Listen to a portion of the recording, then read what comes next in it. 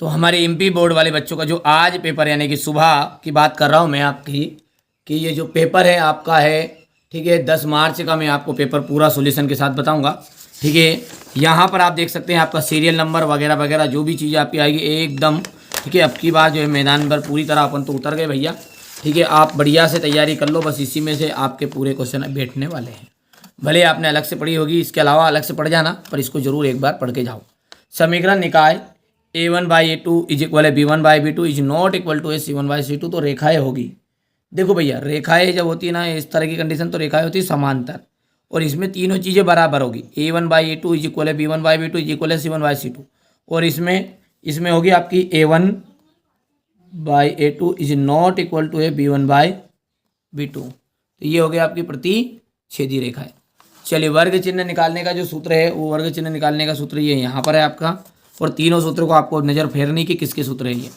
घनाभ के आयतन का सूत्र, तो घनाभ का जो आयतन का सूत्र था वो होता है बेटा LBH, यहाँ पर मिसप्रिंट है ये, L into B into H हो गया।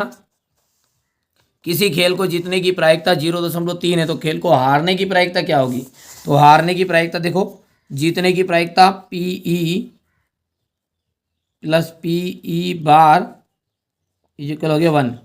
तो PE का मान कितना है? PE का मान है आपका 0.3 है, प्लस PE बार बराबरी पे 1। तो ये जैसे उधर जाएंगे तो PE बार इक्वल जाएगा 1 माइनस 0.3, तो आ जाएगा आपका यहाँ पर ये आंसर 0.7। तो ये यहाँ पर आपका आंसर है ए वाला। दीर्घ त्रिज्यखंड का सूत्र है, दीर्घ त्रिज्यखंड का सूत्र है आपका पाई आर स्क्वायर 360 माइनस थीटा बटा 360। बाकी ये किसका है बताओ आप खुद ही, ये है आपका त्रिज्यखंड का। ये किसका है? ये है वृत्त का क्षेत्रफल। और ये किसका है फिर? तो ये चाप की लंबाई का।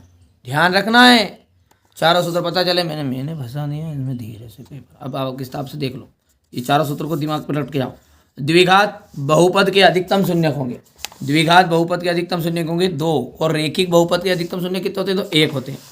यहाँ पर आपका हो जाएगा सी वाला पैरेलल, और दूसरे का आपका upper class limited plus lower class limit by 2 हो गया था ना।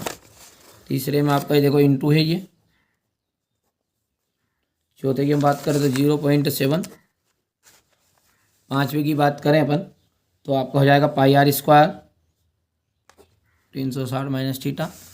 छठे के अंतर्गत अपन देखेंगे तो यहाँ पर हो जाएगा आपका 2, और रिक्त स्थानों को देखेंगे बहुपद एक्स स्क्वायर,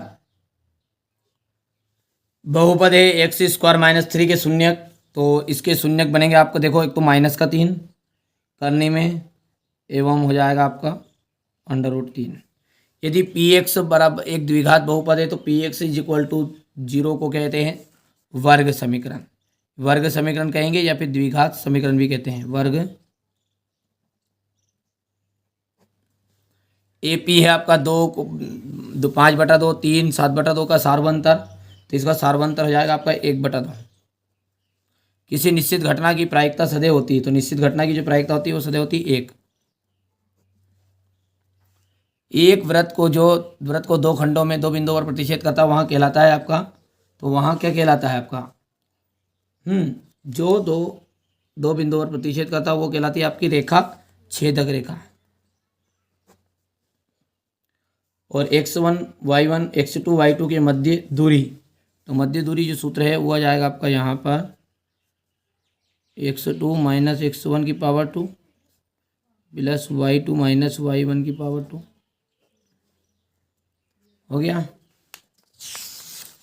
ये क्लियर है। आगे बढ़ते हैं और अगला देखते हैं हमारा। यहाँ पर देख सकते हैं आप, बढ़िया से मैंने इंग्लिश मीडियम वाले बच्चों का पहले से भर दिया है ताकि कम समय में आपको, ठीक है, पूरी चीज़ें मिल जाए। ठीक है भैया, अब देखते हैं अपना सत्य और असत्य।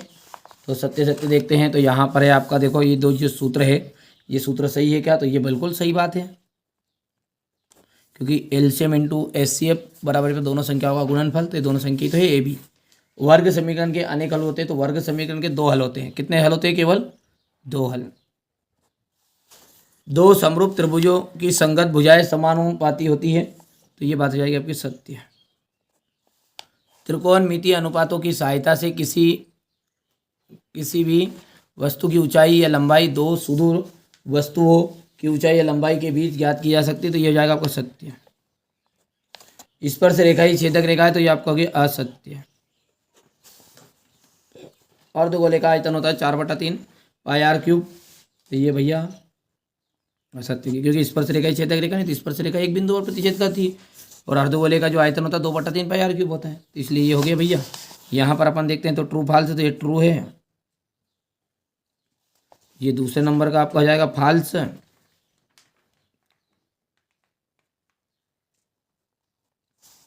तीसरे नंबर का फिर ट्रू,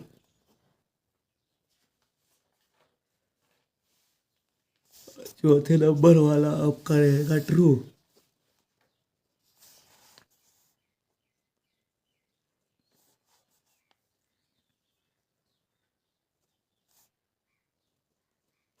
ठीक है भैया, कर लोगे आराम से, ये हो गया इतना। यदि हम बात करें आगे जोड़ी की, तो ये जोड़ी हो गई आपकी, थोड़ा छोटा कर देते हैं तो कोई दिक्कत नहीं है, बच्चों को समस्या नहीं आनी चाहिए अपने पास वाले को। ठीक है, आधारभूत अनुपातिकता प्रमेय, थेल्से प्रमेय। अंडर रूट है आपका 1 माइनस साइन स्क्वायर थीटा बटा साइन थीटा, तो देखो ये बेटा स्क्वायर है यहाँ पे, है ना स्क्वायर, तो 1 माइनस साइन स्क्वायर थीटा बटा साइन स्क्वायर थीटा, देखो 1 माइनस साइन का हो गया कोस, और कोस बटा साइन का होता है कोट, तो ये हो गया आपका दूसरा। टेन टेन थीटा का होता है साइन बटा कोस, सॉरी टेन 60 डिग्री रहेगी नहीं, टेन 60 डिग्री करनी 3, और टेन थीटा का हो गया साइन बटा कोस। पाँचवें का है 1 माइनस कोस स्क्वायर थीटा, तो 1 minus cos square theta equal होता है साइन थीटा, क्योंकि इसका साइन स्क्वायर होगा, घात 2 से करने कैंसिल, और एक वृत्तखंड की चाप की लंबाई थीटा बटा 360 2 पाई आर हो गया। यहाँ पर अपन देखते हैं तो ये आपका हो जाएगा फोर्थ, फिफ्थ, 6, ये यहाँ पर स्क्वायर है, 6 2 3 1। और अब एक वाक्य में उत्तर क्या है, द्विघात बहुपद के अधिकतम शून्यक 2 होते हैं, तो देखिए द्विघात बहुपद के अधिकतम शून्यक 2 ही होते हैं, इसने पूछे कितने होते हैं, तो 2 होते हैं। रेखिक की पूछेगा तो 1 लिखना है। किसी एपी का एनवा पद ज्ञात करने का सूत्र, तो एनवा पद ज्ञात करने का सूत्र है ए एन इक्वल है ए प्लस एन माइनस 1 डी। परिमित एपी और अपरिमित एपी किसे कहते हैं, तो जिसका अंतिम पद ज्ञात हो उसे कहेंगे परिमित एपी, जिसका अंतिम पद ज्ञात ना हो उसे कहेंगे अपन अपरिमित एपी। चलिए यहाँ पर है परिमित और अपरिमित एपी, तो ये तो मैंने बता दिया आपको अभी कि जिसका अंतिम पद हो पता हो परिमित, जिसका अंतिम पद पता नहीं हो ऐसे एपी, ऐसे एपी जिसका अंतिम पद पता नहीं होगा, मालूम नहीं होगा, तो वो अपरिमित एपी हो गई। और यहाँ पर देख सकते हैं पाइथागोरस बोधायन प्रमेय क्या है, तो पाइथागोरस प्रमेय की परिभाषा लिखनी, कर्ण के का वर्ग अन्य दो भुजाओं के वर्गों के योगफल के बराबर होता है। ठीक है, बिंदु x1 y1 x2 y2 के मध्य बिंदु के निर्देशांक, तो मध्य बिंदु निर्देशांक यहाँ पर लिख देता हूँ मैं। ठीक है, x1 प्लस x2/2 कोमा है y1 प्लस y2/2। और अगला आपका छठा वृत्त की स्पर्श बिंदु की परिभाषा लिखनी है कि स्पर्श रेखा और वृत्त, स्पर्श रेखा और वृत्त के उभयनिष्ठ बिंदु को अपन कहते हैं स्पर्श बिंदु, तो वो लिखेंगे यहाँ पर स्पर्श रेखा एवं वृत्त के उभयनिष्ठ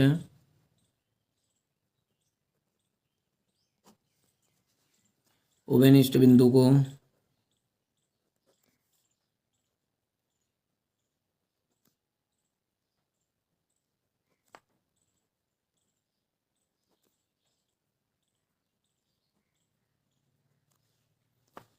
हो गया भैया इतना।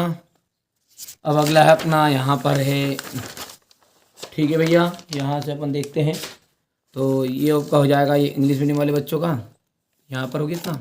क्वेश्चन नंबर 6 देखते हैं, ये यहाँ से देख सकते हैं, बढ़िया से स्क्रीनशॉट लो तुरंत। ये क्वेश्चन नंबर 7, ये क्वेश्चन नंबर 8 हो गया भैया। यहाँ पर है क्वेश्चन नंबर 9, और ये क्वेश्चन नंबर 9 के बाद में ये 10 हो गया इतना। इसके बाद में आपका हो जाएगा यहाँ पर क्वेश्चन नंबर 11, क्वेश्चन नंबर 12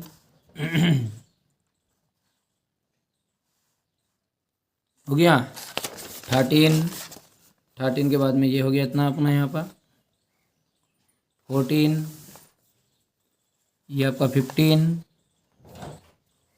ये यहाँ से देख सकते हैं इसका तो भी हो गया। ये क्वेश्चन नंबर 16 आपका इंग्लिश मीडियम का नीचे ही है। ये क्वेश्चन नंबर आपका 17 यहाँ पर देख सकते हैं, ये हो गया क्वेश्चन नंबर 18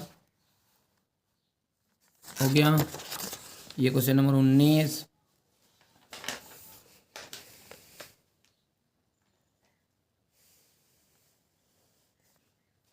ये क्वेश्चन नंबर 21,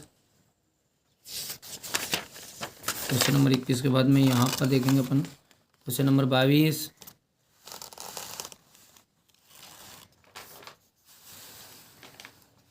हो गया। चलिए क्वेश्चन नंबर आपका 23 हो गया भैया इतना।